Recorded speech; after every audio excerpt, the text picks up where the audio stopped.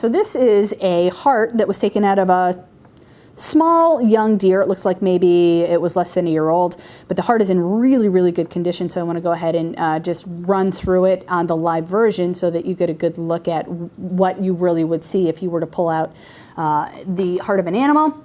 So starting from the bottom, of course, we have the apex, and of course up here, this whole area is called the base. And as we look, we're looking at the anterior portion, and my hand is on the posterior portion. So starting from the top, we have a little, it's a little ear-like projection, and they call it an auricle. And we know that by finding the auricle that we're sitting right on top of the right atrium. Now, if you follow the right auricle down just a little bit, I can actually insert my finger, and I'll turn this around so that we're looking at the posterior side. But I can insert my finger right into this hole right here, and if I open up this portion, I can see my finger come out on the front side. So up in this portion, we know that we're up in the right atrium, and I'm able to stick my finger down through something called the superior vena cava. As I open this up, we can see up into the right atrium, and I can actually stick my finger up in there. And as I'm sticking my finger up through there, I'm actually entering into an area called the tricuspid valve. And so if we were to open this up all the way, you could see that there are a couple of little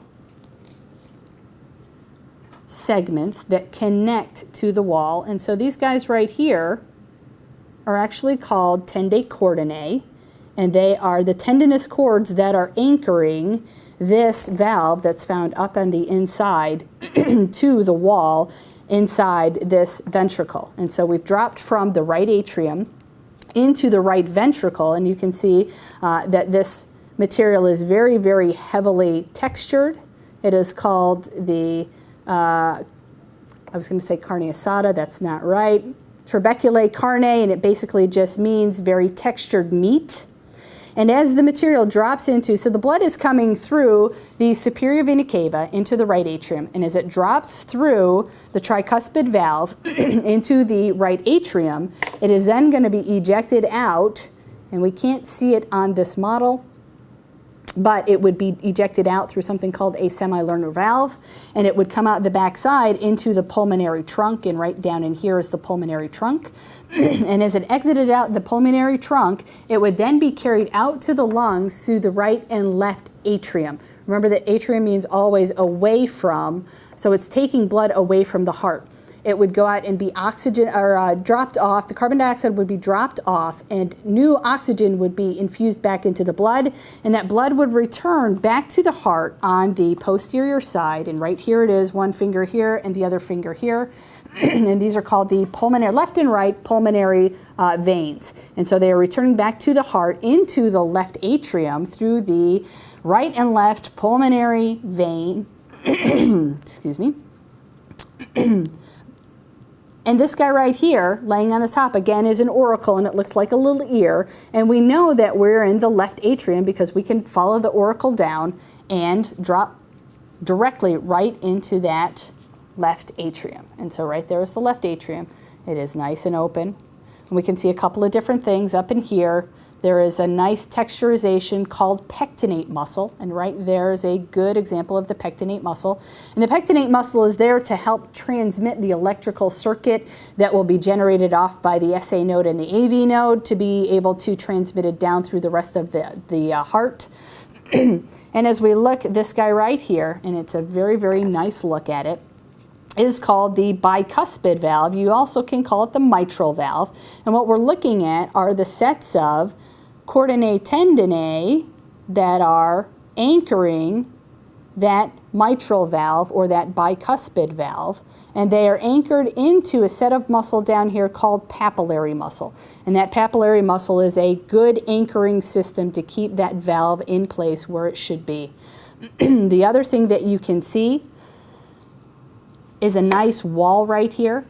We call this the myocardium, and the myocardium is that good meaty piece of muscle that is surrounding the whole heart structure. And so you see it over here as well. That myocardium is a nice big meaty structure. If we turn this thing, so we've dropped from the left atrium, and right there I can put my finger into the left atrium.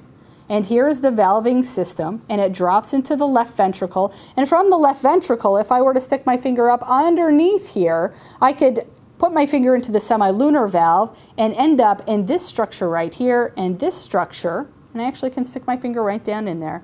And this structure is called the ascending aorta. And the edge of my finger is just sitting in the aortic arch. And this would have continued around the back and dropped down behind the heart and served the rest of the abdominal cavity.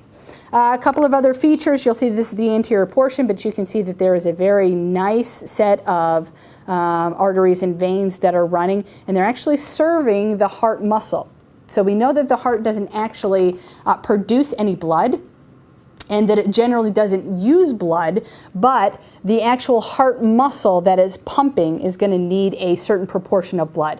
And so what we see right here, this is the posterior side, and you'll see as we pull this stuff up, there's a nice fatty layer right here. And this nice fatty layer indicates that we're looking at something called the coronary sulcus. And if you were to dig around in the coronary sulcus, it would be very easy to see that there is a good artery and vein running through there. And those are the coronary artery and vein that are serving all of the heart muscle. And so you see it actually running on the posterior side here and serving all of the nice muscular portion to be able to contract that muscle, because if you don't actually have oxygen to feed to the muscle is never going to actually contract.